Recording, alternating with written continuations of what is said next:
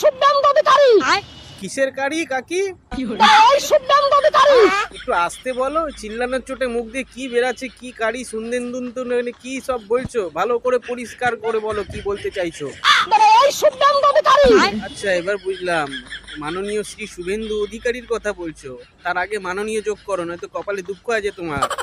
অলি গলিতে ঝাঁটার বাড়ি খাবে 2026 এর পরে। বলেন কি? ওই স্বপ্না ভাদুরী, অলিতে গলিতে ঝাঁটার বাড়ি আর গালাগালি খাবি তুই। আমি বলে দিলাম 2026-এর 4 তারিখের পরে মিলিয়ে নেওয়া। বলছি ওই যে মাইক্রোফোন নিয়ে দাঁড়িয়ে আছো, মুখে ঢোকাতে পারছো না মাইক্রোফোনটা, এত চিল্লাচ্ছে, মুখে থুতু যায় না তোমাদের? বলেন কি?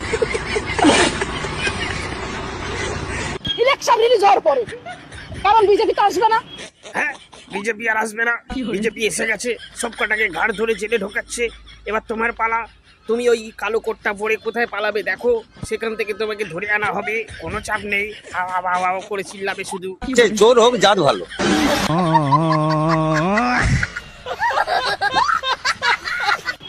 বিজেপি আসবে না বলে অমিত শাহ মোদিজি বলে দিয়েছে, এবার দেখ।